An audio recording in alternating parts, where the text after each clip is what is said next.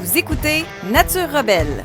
Je m'appelle Héloïse et je suis ravie de vous accompagner dans ce podcast audacieux vers une santé naturelle et authentique. Ici, nous ne suivons pas le troupeau, nous le défions. Nous rejetons les normes préétablies et osons remettre en question les dogmes qui ont longtemps dicté notre compréhension de la santé. Nous découvrirons les travaux de certains experts, des praticiens et des rebelles de la santé qui n'ont pas peur de secouer les fondements établis. Ensemble, nous allons déconstruire les croyances obsolètes et explorer des alternatives audacieuses pour cultiver votre santé et votre bien-être. Rejoignez-nous dans cette aventure où on embrasse une approche radicalement différente de la santé. Bienvenue dans Nature Rebelle. Défiez les normes avec la santé naturelle. Hey, bonjour à toi, j'espère que tu vas bien. Bienvenue dans le 2e épisode de Nature Rebelle. Donc aujourd'hui, je te parle d'une substance que tout le monde aime parce que ça a bon goût, ça rehausse la saveur des aliments, mais c'est une substance qui est devenue un fléau.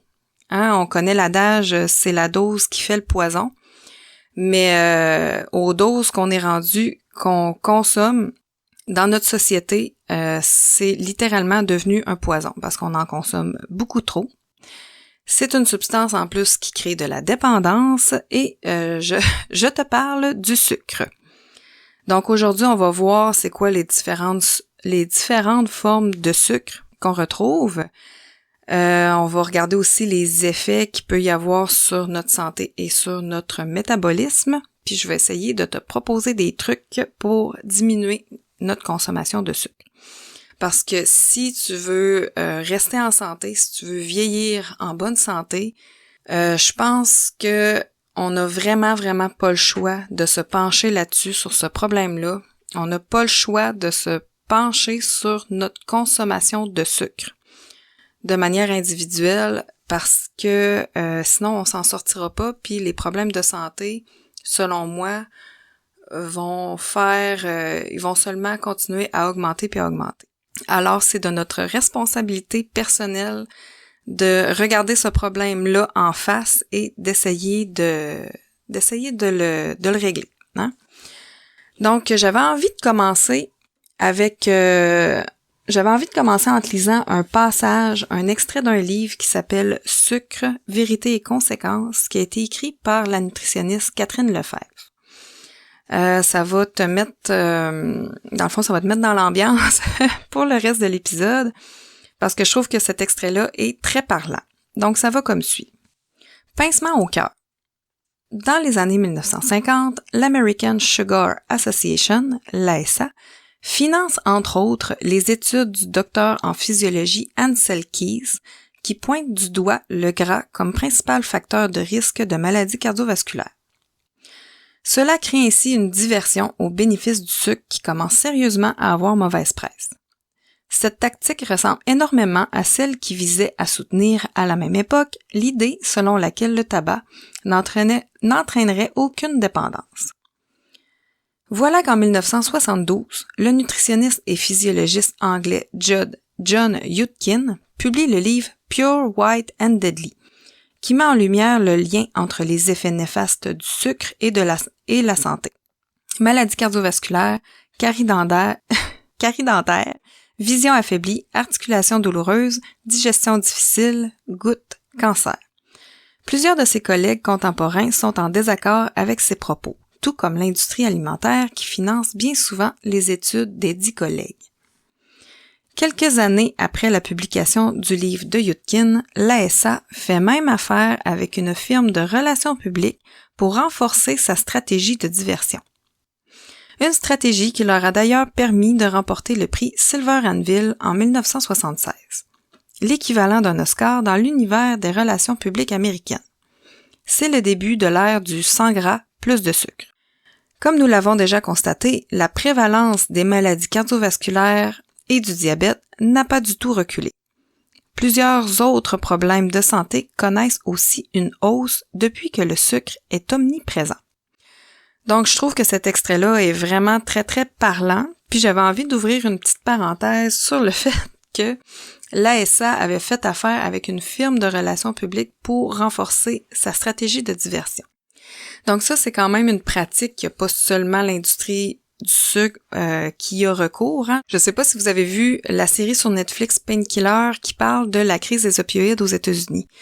C'était une crise qui avait été causée par l'Oxycontin qui était commercialisé, qui dans le fond qui était produit par la compagnie pharmaceutique Purdue Pharma. Donc cette compagnie pharmaceutique-là avait aussi fait affaire avec une firme conseil, la firme McKinsey, pour justement là, redorer un peu son image et mousser les ventes d'opioïdes. McKinsey, je ne sais pas si c'est un nom qui vous dit quelque chose, mais c'est une compagnie, soit dit en passant, que plusieurs gouvernements, là, dont celui du Canada et du Québec, avaient engagé pour les aider à gérer la crise sanitaire. Donc, cette même compagnie-là avait été impliquée dans la crise des opioïdes aux États-Unis et a été condamnée à payer vraiment plusieurs millions en litige là, en lien avec cette affaire-là. Donc, j'avais envie de souligner ça parce qu'il n'y a pas seulement l'industrie du sucre hein, qui fait des magouilles comme ça. Je pense que à peu près toutes les industries qui sont puissantes et qui ont le bras long vont faire... en fait, c'est pas notre bien-être hein, qu'ils ont à cœur. C'est vraiment... ils vont vraiment mettre la priorité sur faire le plus d'argent possible.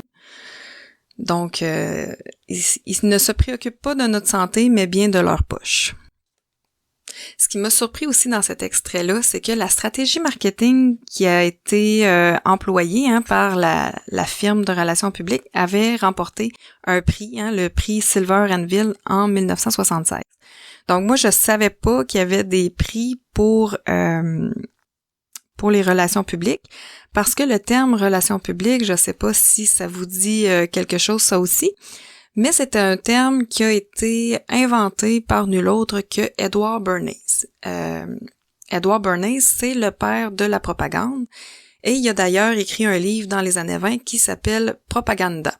Donc vous pouvez toujours vous le procurer et le lire, ce livre-là. Mais ce monsieur-là, Edward Bernays, trouvait que le terme propagande était trop associé à la guerre. Il a donc inventé le terme relations publiques et lui-même définissait le terme relations publiques comme étant la fabrique du consentement. Donc, c'est ça. Ça en dit long. Fin de la parenthèse. Alors, on peut voir que même si l'industrie a essayé de repousser et de camoufler les conséquences du sucre sur la santé, on commence de plus en plus à s'en rendre compte de ces conséquences-là. Et on commence de plus en plus aussi à avoir des préoccupations. Parce que, comme je le disais tantôt, le sucre, c'est une substance qui crée de la dépendance. Fait que, qu'est-ce qui crée la dépendance au sucre, en fait? C'est que quand on mange un aliment sucré, il va y avoir une sécrétion de dopamine. La dopamine, c'est un neurotransmetteur qui est associé à la récompense et au plaisir. Donc, quand on consomme des sucres simples comme le glucose et le fructose, ça active ces voies de récompense-là. Puis le cerveau, à un moment donné, il devient conditionné à rechercher des aliments qui goûtent sucrés pour pouvoir ressentir ces sensations de plaisir-là. Ça active la voie de récompense, en fait. Puis le sucre aussi, quand on en consomme beaucoup, en fait, c'est qu'il va y avoir aussi de la tolérance, une tolérance qui va s'installer, qui va faire en sorte qu'on va avoir besoin de plus en plus de sucre en plus grande quantité et plus souvent pour avoir accès à ces sensations de plaisir-là. Je voulais faire aussi une petite différence entre les termes sucre libre et sucre ajouté. Dans le fond, les sucres libres, ça va englober les sucres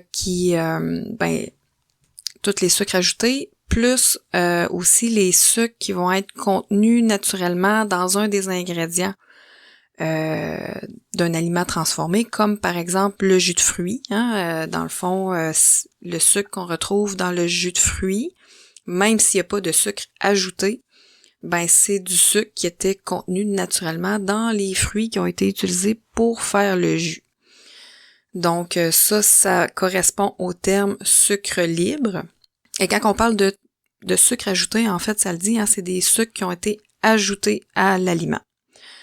Puis là, dans le fond, là, ces sucres-là, les sucres ajoutés peuvent vraiment prendre plusieurs formes et plusieurs appellations. Donc, il peut y avoir saccharose, fructose, glucose, sirop de maïs, dextrose, maltose. Puis là, il y a des termes des fois qui sont un petit peu exotiques, là, comme par exemple le Vézou, la mélasse. Ben là, la mélasse, on connaît ça.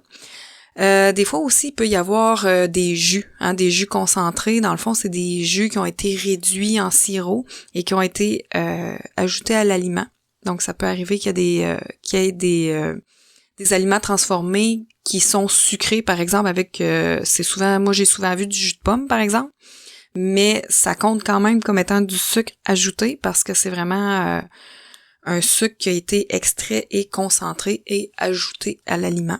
Et il peut aussi y avoir du sirop de malt. Mais en fait, il y a vraiment plusieurs appellations. Là, je fais juste en nommer quelques-unes, mais soyez attentifs parce qu'il y en a vraiment beaucoup. Des appellations qui veulent dire sucre. Souvent, quand il y a un terme qui finit par ose, c'est souvent c'est souvent un sucre. Donc, qu'est-ce qui se passe dans le corps quand on consomme du sucre? Donc, pour la plupart des sucres qui sont contenus dans les aliments transformés, ça va, la plupart du temps, la grande majorité du temps, finir en molécules simples de glucose et de fructose. Pour ce qui est du glucose, c'est pas tellement compliqué. C'est un sucre qui est facile à métaboliser pour l'organisme. En fait, il va être absorbé au niveau des intestins.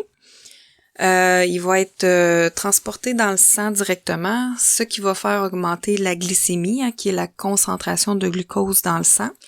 Et ça va provoquer par la suite une sécrétion d'insuline par le pancréas. L'insuline, dans le fond, c'est l'hormone qui sert à faire entrer le glucose à l'intérieur des cellules. Un coup à l'intérieur des cellules, le glucose va être dégradé en pyruvate et va être transformé en ATP, ce qu'on appelle l'adénosine triphosphate.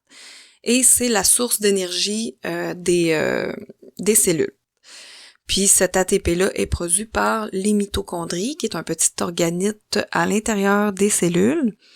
Puis c'est ça, c'est cet organite-là qui produit l'ATP. Quand il y a des excès de glucose, ces excès-là vont être stockés sous forme de glycogène au niveau des muscles et du foie. Le glycogène, c'est une longue chaîne de glucose, en fait. Donc, quand les réserves sont pleines au niveau des muscles et du foie, à ce moment-là, le glucose va être transformé en triglycérides et va être stocké au niveau de nos cellules adipeuses. Donc, ça va être transformé en gras et stocké sous forme de gras. Le fructose, lui, c'est un type de sucre qu'on va retrouver, par exemple, dans le miel, le fruit, le sirop d'érable, le sucre. Le sirop de glucose fructose également. Donc là, c'est juste des exemples parce qu'il n'y a pas seulement dans les fruits. Souvent, on pense fructose, c'est dans les fruits, mais non, on en retrouve aussi dans beaucoup d'autres choses. Puis, c'est ça, juste faire attention aussi par rapport aux formes de sucre, parce que des fois, on va avoir tendance à penser que parce qu'un sucre est naturel, que c'est meilleur pour la santé.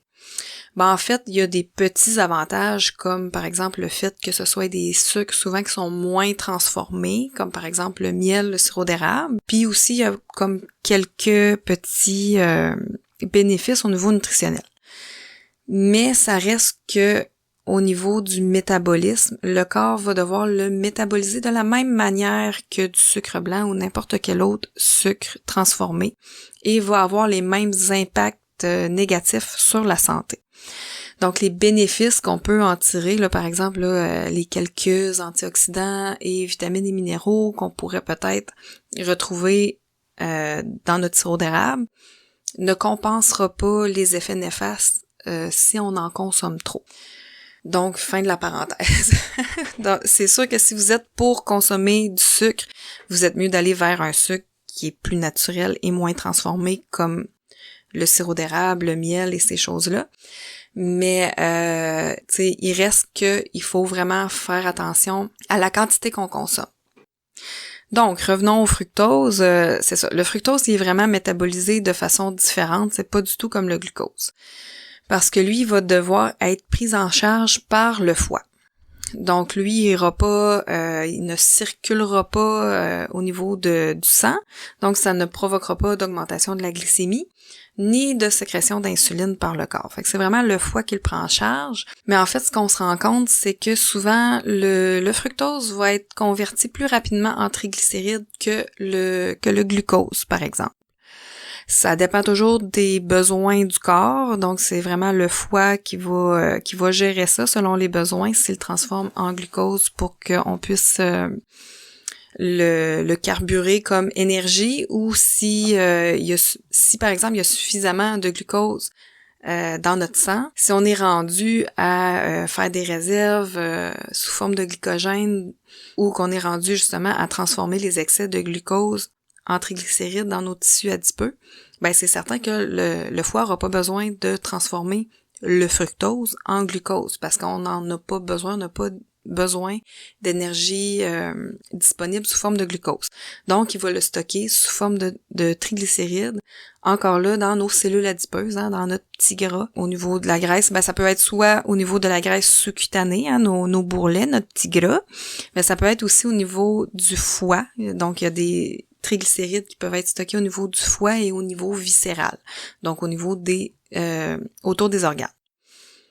Puis, on sait que le gras qui est stocké autour des organes, le gras, ce qu'on appelle la graisse viscérale, qui fait augmenter le tour de taille, c'est cette graisse-là qui est la plus nocive. Donc, ensuite de ça, étant donné que le fructose n'induit pas de sécrétion d'insuline, il n'entraînera pas non plus de sécrétion de la leptine. La leptine, c'est une hormone qui est sécrétée par nos cellules adipeuses et qui joue un rôle au niveau de la satiété. Fait qu'étant donné que la leptine ne sera pas sécrétée si on consomme des grandes quantités de fructose, ben ça pourrait nous pousser à manger plus, puis ça contribue aussi à créer une résistance à l'insuline. Parce qu'un surplus de cellules adipeuses va créer une résistance à l'insuline et aussi une résistance à la leptine. Selon le docteur Robert Lustig, lui c'est un endocrinologue pédiatrique, puis il est très reconnu là, pour ses travaux sur le métabolisme. En fait, lui il expliquait par rapport à la leptine que quand le corps est en santé, quand ça va bien, qu'on a un poids sain, puis que notre métabolisme fonctionne bien, ben à ce moment-là, le corps, lui, il y a une régulation équilibrée de l'énergie. Donc, il n'y a pas de problème à brûler de l'énergie quand c'est le temps d'en brûler.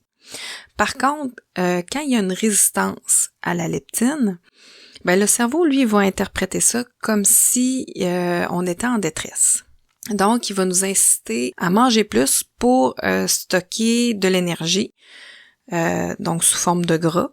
Puis là, ça va créer un cercle vicieux parce que si on stocke plus de gras, ben ça augmente la résistance à la leptine et plus de résistance nous incite à manger plus, à stocker plus de gras et ainsi de suite.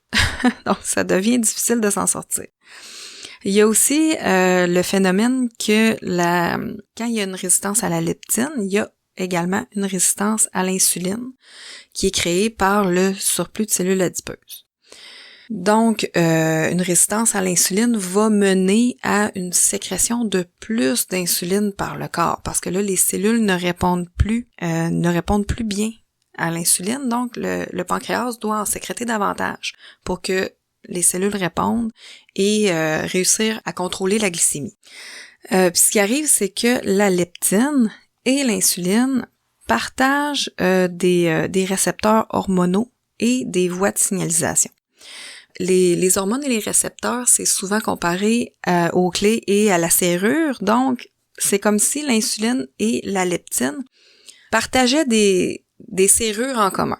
Donc, s'il y a beaucoup d'insuline en circulation, ce qui arrive, c'est que quand la leptine va venir pour aller débarrer sa serrure, elle va être déjà occupée par l'insuline. Donc, c'est comme s'il y avait déjà la clé de l'insuline qui est dans la serrure. Puis là, la leptine, quand elle arrive, dans le fond, elle peut pas passer son message. Elle peut pas se fixer au récepteur qui lui est attribué parce qu'il est déjà occupé par l'insuline. Donc ça, ce processus-là, ça fait que, étant donné que le corps est comme dans un mode de stockage et d'économie d'énergie, un peu comme quand nous, on veut économiser de l'argent, on va éviter de dépenser. Donc c'est un petit peu la même chose, hein. Le corps, s'il veut stocker de l'énergie, il va éviter d'en dépenser. Donc ça va amener un manque d'énergie, le fait que la leptine réussira pas à passer son signal de satiété. Ben ça peut amener aussi une faim qui est persistante puis une difficulté là à contrôler sa faim. Donc ce phénomène-là va être souvent associé à un manque de discipline, à un manque de volonté, hein, surtout quand on veut reprendre des bonnes habitudes de vie, qu'on veut perdre du gras un petit peu. Ben on va penser, des fois on va se sentir coupable parce qu'on pense que c'est nous qui manque de volonté, on manque de discipline, mais en fait c'est vraiment un phénomène biochimique qui nous facilite vraiment pas la tâche, mais c'est ça. Puis c'est associé à la consommation de sucre. Fait que une piste de solution, en tout cas pour commencer, ce qui peut vraiment aider, ça va être d'essayer de faire diminuer la sécrétion d'insuline par le pancréas le plus possible en coupant le sucre. C'est sûr que si on consomme beaucoup de sucre, on n'a pas le choix pour contrôler la glycémie. Le pancréas va devoir sécréter davantage d'insuline. Donc, en coupant le sucre, c'est vraiment la première étape à faire pour essayer de casser un petit peu là, ce phénomène-là. Ensuite de ça, la consommation de sucre est associée à vraiment de plus en plus, en fait, on se rend compte que c'est associé à beaucoup de maladies. Ce que ça fait, entre autres, le sucre sur le corps, c'est que ça va avoir tendance à faire augmenter l'inflammation, ça va faire augmenter le stress oxydatif et la résistance à l'insuline. Et ces trois phénomènes-là vont souvent être le précurseur de bien d'autres symptômes et bien d'autres maladies, dont celui, je pense, le plus le plus facile à associer à la consommation de sucre, je pense, c'est le diabète de type 2, ce qu'on appelle le diabète sucré. Donc, ça le dit. Ce que ça fait, en fait, la consommation de sucre, comme on l'a vu plus tôt, c'est que ça va faire augmenter les triglycérides qui vont s'accumuler sous forme de gras, de tissu adipeux, ce qui fait augmenter la résistance à l'insuline, et la résistance à l'insuline va faire en sorte, à un moment donné, que la glycémie va être de plus en plus difficile à contrôler, et elle va finir par augmenter dans le sang, et ça va être les premiers balbutiements du diabète de type 2. Ensuite de ça, on retrouve aussi les maladies cardiovasculaires qui peuvent être augmentées, associées à la consommation de sucre. Entre autres, justement, parce que ça fait augmenter l'inflammation. Ça peut contribuer aussi à faire augmenter la tension artérielle.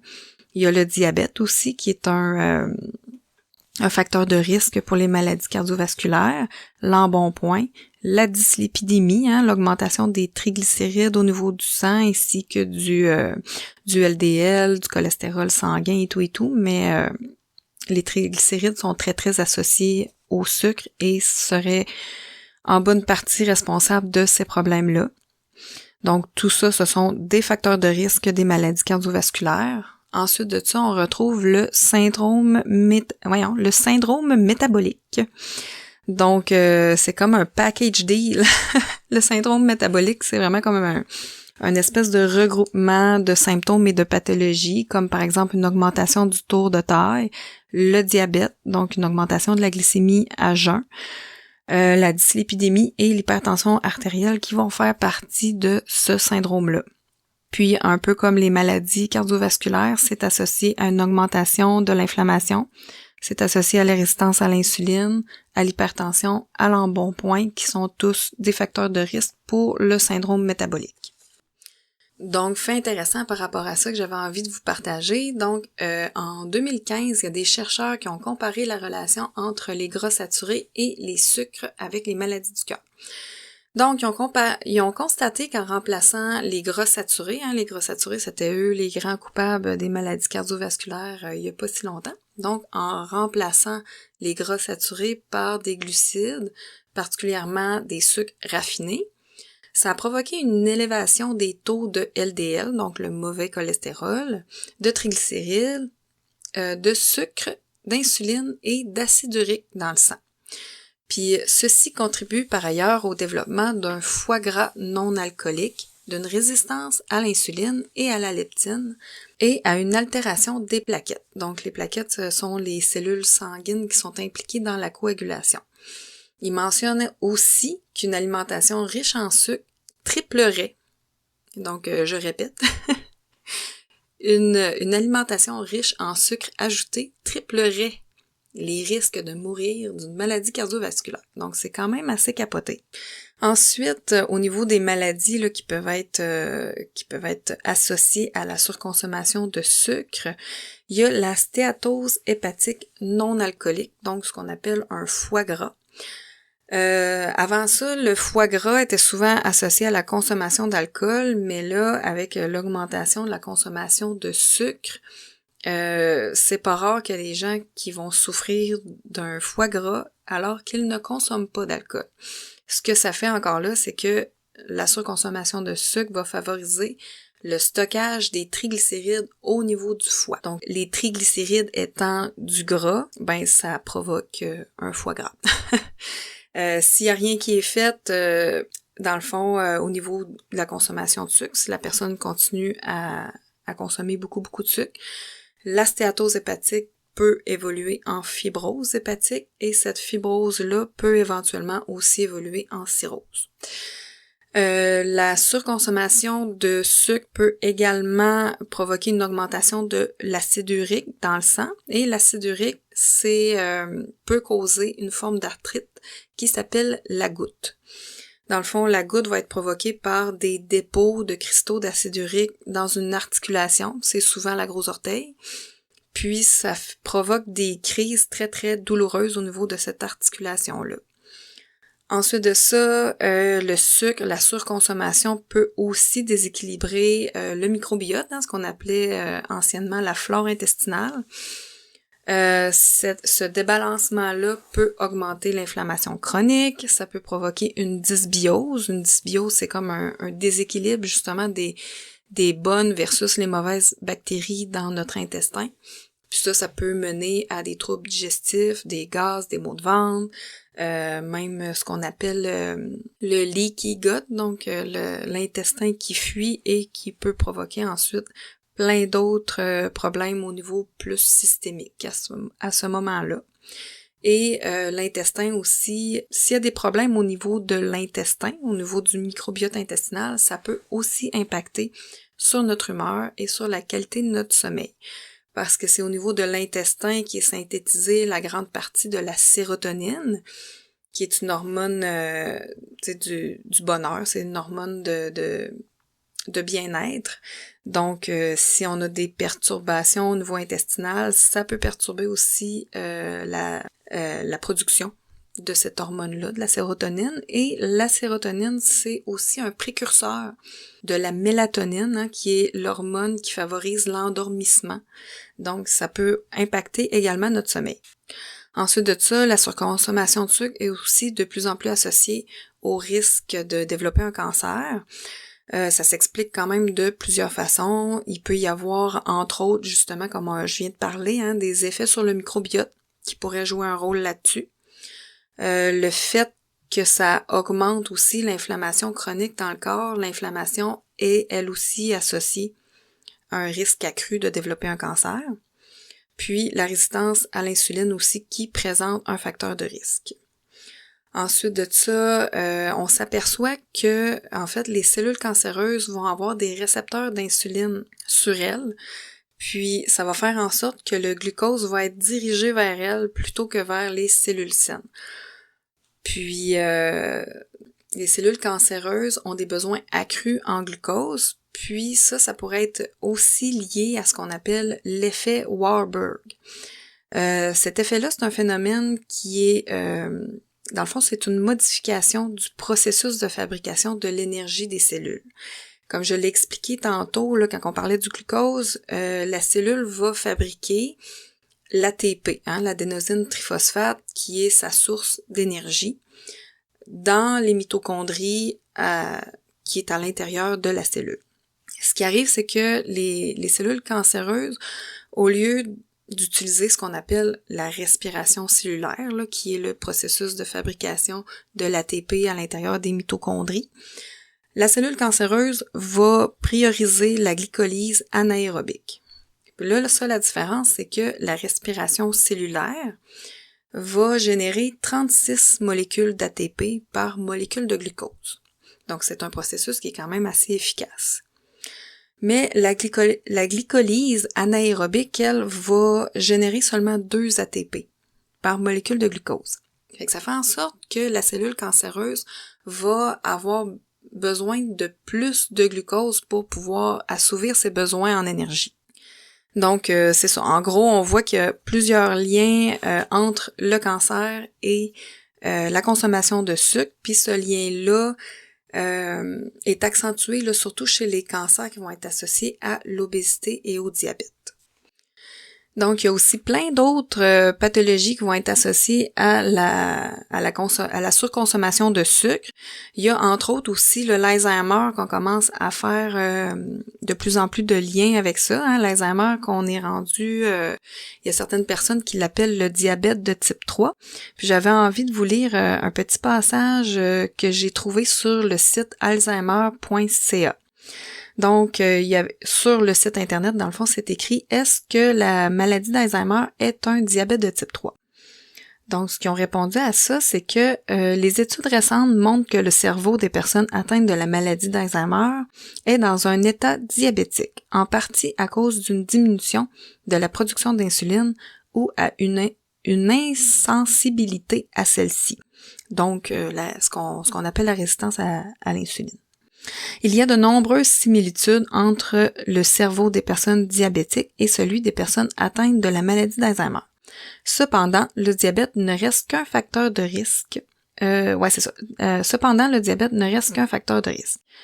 Certaines personnes diabétiques développeront peut-être un trouble neurocognitif, mais pas toutes. Alors voilà pour l'Alzheimer. Ensuite de ça, la surconsommation de sucre peut aussi causer des troubles digestifs. Ça pourrait faire augmenter l'acidité gastrique et elle est aussi associée à la carie dentaire. Hein. Cela, on le sait, hein, nos mères nous l'ont dit de se brosser les dents après avoir mangé du sucre, puis de pas en manger trop parce que sinon on allait avoir des caries. Mais c'est ça, dans le fond, ce que ça fait, c'est que ça fait augmenter l'acidité au niveau de la bouche et ça, un milieu plus acide dans la bouche, ça endommage l'émail de nos dents. Puis ça favorise la prolifération de bactéries là, qui vont causer la carie dentaire. Au niveau des quantités de sucre qu'on devrait les quantités de sucre qu'on devrait consommer, vous allez peut-être faire un saut. En tout cas, si vous vous penchez là-dessus puis que vous regardez votre consommation de sucre puis que vous vous mettez à compter ça, là, vous allez voir que c'est pas beaucoup. L'OMS recommande un apport de pas plus de 10% de l'apport énergétique par jour. Fait que ça représente environ 50 grammes ou 12 cuillères à thé.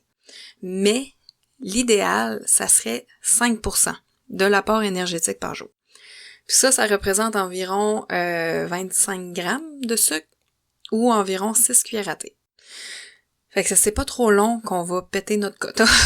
Quand on se met à compter ça, là, juste pour vous donner une idée, une canette de Pepsi, c'est 34 grammes. Ouais. Donc, déjà, avec seulement une boisson gazeuse, on a pété notre quota de 25 grammes et on s'approche du 50 grammes. Donc, je pense que ça va être vraiment, vraiment important de se trouver des trucs puis de vraiment essayer de s'appliquer et de développer ça là, le plus possible, ce réflexe-là, hein, d'essayer de diminuer notre consommation de sucre. Ça va être primordial pour pouvoir rester en bonne santé. Donc, les petits trucs que j'avais envie de vous donner pour vous aider à diminuer votre consommation de sucre. Donc, le premier, hein, ça va être, en tout cas, moi je trouve que c'est pas très difficile à faire, mais je pense qu'il y a vraiment des personnes qui sont accros aux boissons sucrées. Donc, première des choses, essayez de diminuer drastiquement ou complètement votre consommation de boissons sucrées. Puis ça inclut aussi les jus de fruits. Ensuite, diminuez le sucre dans vos plats et dans vos recettes. C'est ça aussi, je pense que c'est quelque chose qui se fait quand même assez bien. La plupart des recettes, là, ça fait pas une grosse différence quand on coupe de moitié la quantité de sucre. Même au niveau des desserts, moi je l'ai déjà essayé quand même assez souvent, de mettre juste la moitié du sucre que la recette demande. Puis ça fait quand même très bien. Ensuite, identifiez les sources de sucre dans ce que vous consommez, dans les aliments que vous consommez quotidiennement. Donc, regardez les ingrédients, regardez les étiquettes nutritionnelles, essayez de voir justement là, parce que les ingrédients, au niveau des ingrédients sur les produits, c'est en ordre décroissant, hein? C'est dans le fond, l'ingrédient le plus abondant va apparaître en premier. Et ainsi de suite, là, jusqu'à celui qu'on retrouve en moins grande quantité. Donc, c'est pas rare hein, qu'on retrouve le sucre en premier puis en deuxième. Donc, essayez d'écarter ces produits-là ou de diminuer la consommation des produits qui a que l'ingrédient, les premiers ingrédients, c'est du sucre. Puis, fiez-vous aussi aux étiquettes nutritionnelles pour vraiment bien évaluer la quantité de sucre que le produit contient. Puis faites attention aussi au niveau des étiquettes nutritionnelles, des fois les portions qui sont suggérées, là, c'est des portions ridicules là, que personne mange. Puis ils vont mettre des plus petites portions sur l'étiquette, dans le fond sur c'est ça l'étiquette nutritionnelle. Fait que là on regarde la quantité de sucre, des fois on se dit ben c'est pas si pire, mais finalement c'est parce que c'est pour une portion de 30 grammes, là, tu sais, ça va être pour une très petite portion. Alors voilà. Ensuite, optez pour des aliments entiers et non transformés. Donc ça, je pense que c'est vraiment le secret. C'est ça. Concentrez-vous vraiment là-dessus, à essayer de consommer des aliments entiers, non transformés. C'est vraiment, vraiment le secret pour améliorer drastiquement votre alimentation de manière globale. Ensuite, cuisiner maison.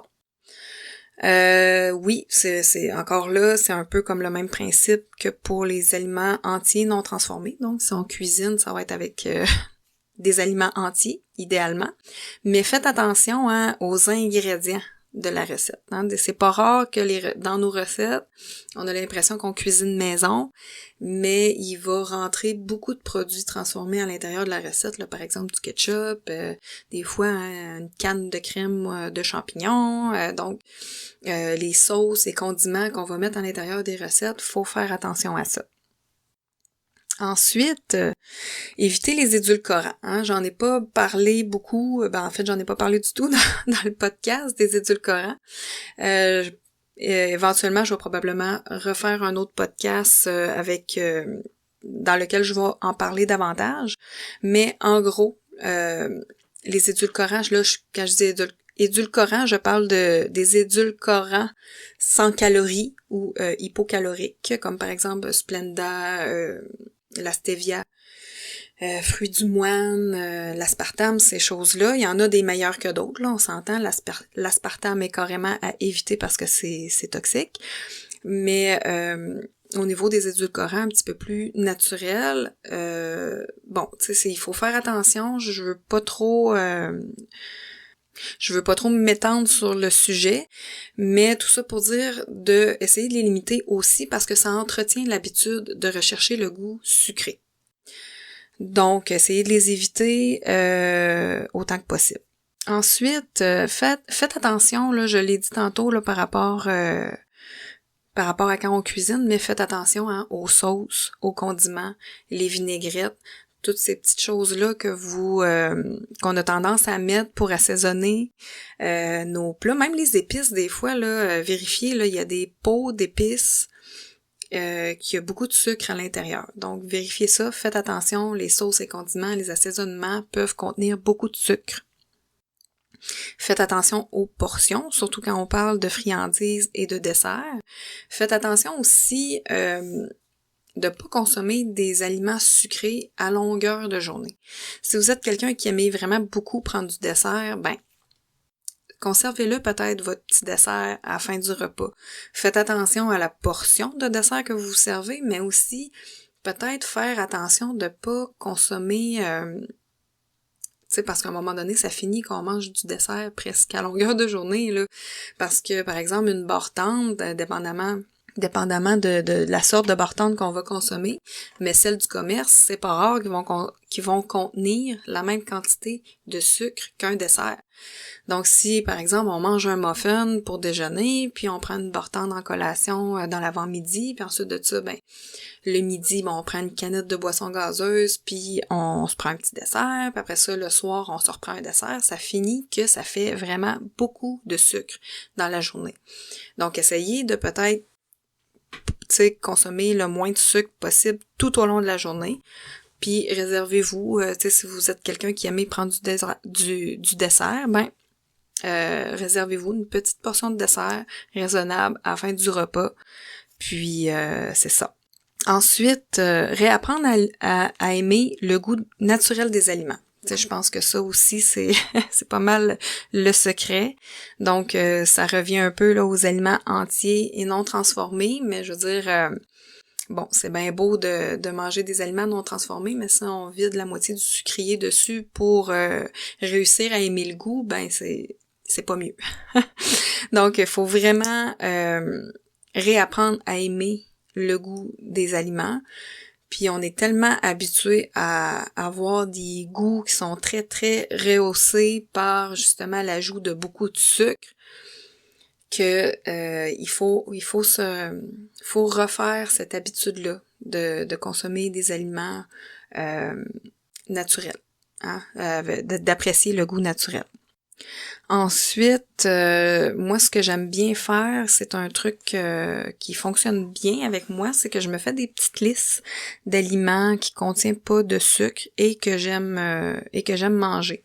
J'en ai fait aussi des petites listes comme ça pour mes enfants. Je leur ai demandé de nommer des aliments qui contiennent pas de sucre, qui sont pas sucrés, et qui aiment manger, par exemple, comme collation. Donc, ça peut être des crudités, ça peut être des petits craquelins avec un petit peu de beurre, ça peut être, moi, j'aime bien les fermentations, là, des petites carottes lacto-fermentées, moi, j'aime beaucoup ça. Ma plus jeune, par exemple, elle aime beaucoup les sardines. Donc, c'est ça, faites-vous une petite liste, écrivez ce que vous aimez manger et qui contient pas de sucre. Trouvez aussi des alternatives qui calment vos envies de sucre. À un moment donné, vous allez vous trouver des petits trucs, là. C'est sûr que ça, c'est en essayant, puis c'est un petit peu de l'essai-erreur, mais moi, je peux vous dire ce qui fonctionne bien pour moi. J'aime bien, moi, après les repas, je suis pas quelqu'un qui mange du dessert là, vraiment régulièrement, mais de temps en temps, ça peut m'arriver d'avoir une petite envie de sucrer après un repas. Donc, moi, de prendre une tisane, surtout la tisane de fenouil. Elle goûte un petit peu, ça a un goût un petit peu de réglisse noire. Puis moi, ça m'aide beaucoup. Je me prends une tisane de fenouil après un repas, puis ça m'aide à oublier mon envie de dessert. C'est ça. Sinon, un thé aussi, là, souvent un thé noir, ça fonctionne bien. Mais le thé noir, étant donné qu'il contient de la caféine, je vais plutôt le garder, je vais le prendre plus sur l'heure du midi, après le dîner, puis la tisane de fenouil le soir. Ça peut être aussi prendre un verre d'eau. Ça a l'air niaiseux, hein, moi j'entendais ça, ce truc-là. Souvent, c'est les nutritionnistes qui donnaient ça comme truc, que quand on a faim, par exemple, si on a une petite fringale, puis qu'on se dit, voyons, me semble j'aurais une envie de sucrer, de juste essayer d'aller prendre un verre d'eau, d'attendre 5 minutes, puis après ça, de réévaluer, voir si on a vraiment faim. Puis, j'ai longtemps trouvé ça niaiseux, ce truc-là, puis je l'essayais pas. Mais finalement, ça fonctionne bien. Je vous confirme que ça marche. Moi, souvent, l'après-midi, si par exemple, j'ai une petite faim, puis je suis en train de fouiller dans le garde-manger, je vais aller me prendre un grand verre d'eau. J'attends un petit peu, puis habituellement, là, j'ai plus envie de manger. Le verre d'eau a fait la job. Il y a aussi le chocolat noir qui peut aider là à atténuer, apaiser un petit peu là, les envies de sucré. Ça fonctionne bien aussi là après les repas. Souvent, je vais me prendre, puis ça n'a pas besoin d'être une grande quantité. Là, moi, des fois, je vais me prendre un carré ou deux en fin de repas avec ma tisane ou mon thé. Puis, ça fait très bien la job. Alors voilà, ça fait le tour des petits trucs que j'avais à te donner. J'espère que ça va t'être utile. J'espère que tu as aimé le sujet. Puis, je te remercie vraiment beaucoup pour ton écoute. Alors, je te souhaite une bonne semaine et au prochain podcast. Merci, au revoir.